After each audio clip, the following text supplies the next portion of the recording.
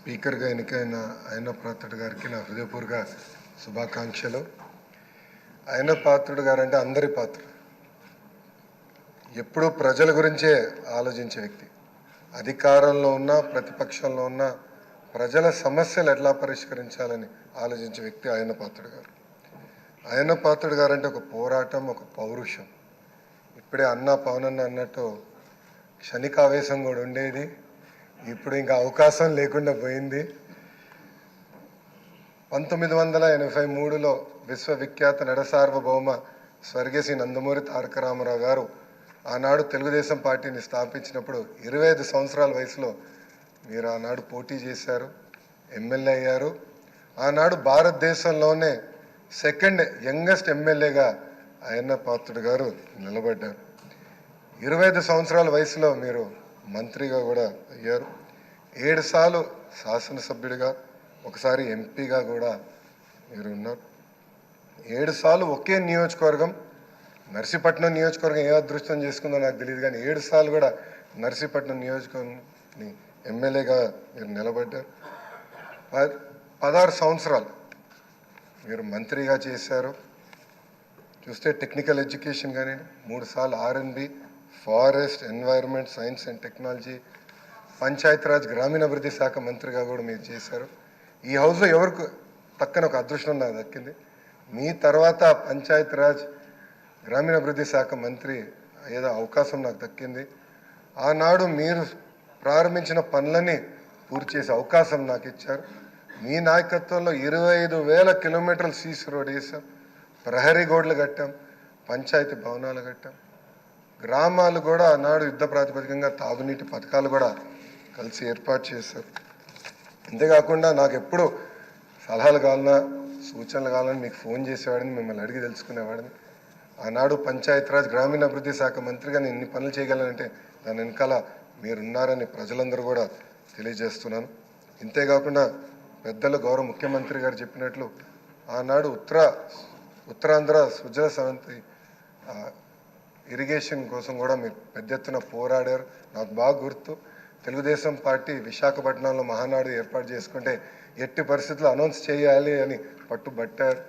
ఆనాడు కూడా గౌరవ ముఖ్యమంత్రి గారు కూడా అనౌన్స్ చేశారు. అంతేకాకుండా పార్టీలో కూడా పాలిట్ బ్యూరో సభ్యుడిగా, సీనియర్ నాయకుడిగా నాకు ఎప్పుడూ ఒక గైడెన్స్ ఇస్తానే ఉన్నారు. ఒకే పార్టీ, ఒకే జెండా, ప్రజలే ఎజెండాగా మీరు ముందరికెళ్ళిన వ్యక్తి. గత 5 సంవత్సరాలు మీరు కూడా ప్రభుత్వం చేతిలో ఒక బాధితులు. 23 కేసులు మీ పైన కూడా బంపర్ ఆఫర్ మీ పైన కూడా పెట్టారు. మీ పైన కూడా నిర్భయ కేసు పెడతాం కానివ్వండి, అని చేస్తాం, చాలా బాధాకరం. ఆనాడు కావాలని ఇల్లు ఇల్లీగల్గా ఉందని కోర్టు కూల్చొద్దు అని చెప్పినా కూడా అతి ఉత్సాహంతో అధికారుల్ని, పోలీస్ సోదరులను పంపించి మీ ఇల్లు పైన కూడా దాడి చేశారు, కుటుంబం పైన దాడి చేశారు. మీ భార్య కానీ 2 అబ్బాయిలు కూడా బాధితులై ప్రభుత్వం చేతులు. ఆనాడు నేను నర్సీపట్నంకు వెళ్ళాను, కుటుంబాన్ని కలిసినప్పుడు వాళ్ళని ఒకటే అడిగాను, ఇక్కడికి మీరు ఎందుకు వచ్చారు? మీ అవసరం రాష్ట్రానికి ఉంది, ఏం పర్వాలేదు, అయ్యన్న పాత్రుడు గారు పోరాడతారు, ఎక్కడికి వెళ్ళరు, మీరు వెళ్ళి అందరు కార్యకర్తల్ని కాపాడండి అని తల్లి కూడా నాకు చెప్పడం జరిగింది. నేను అది ఎప్పుడూ మరవలేను. రాజకీయాలు చూసి పెరిగిన వ్యక్తి. ఒకప్పుడు శాసనసభ జరుగుతుందంటే రాత్రి 2-3 వరకు కూడా జరిగేది. ముఖ్యమంత్రి గారు, ప్రతిపక్ష నేత హోరాహోరీగా చర్చలు చేశారు. యువకులుగా మేమందరం చూసేవాళ్ళం. ఉందాతనంగా సభ జరిగేది. ఎవరన్నా స్పీడ్గా మాట్లాడినా రెండో రోజు సభకొచ్చి కొంచెం స్పీడ్గా మాట్లాడడం, క్షమించండి అని కూడా కోరిన రోజులు అందరం చూసాం. కానీ గత 5 సంవత్సరాలు అన్నీ లేకుండా పోయినాయి. ప్రజలు కూడా ఒక మాటలో చెప్పాలంటే శాసనసభని అసహించుకునే పరిస్థితి వచ్చింది. ఇది చాలా చాలా బాధాకరం. ఇక్కడ చాలామంది మొదటిసారి శాసనసభ్యులు ఉన్నారు. మీ నాయకత్వంలో నేర్చుకునేదానికి మేము ఈ హౌస్కి వచ్చాం. సభ సాంప్రదాయాలు ఏంటి, ఎలా ముందలు తీసుకెళ్ళనేది మీరు మమ్మల్ని అందరినీ గైడ్ చేయండి. యంగ్స్టర్స్గా గతంలో ఎట్లయితే సభ జరిగేదో, పెద్దలు ఎలా ఈ సభని నిర్వహించారో నేర్చుకోవాలన్న ఆలోచనతో మేమందరం ఇక్కడికి వచ్చాం.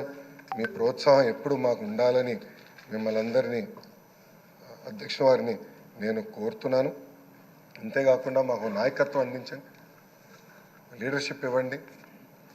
హౌస్ని మేమందరం మీరు చెప్పిన మాట మీద నిలబడతాం. గౌరవ ముఖ్యమంత్రి గారు మన మంత్రులు కలిసినప్పుడు మాకు చెప్పారు,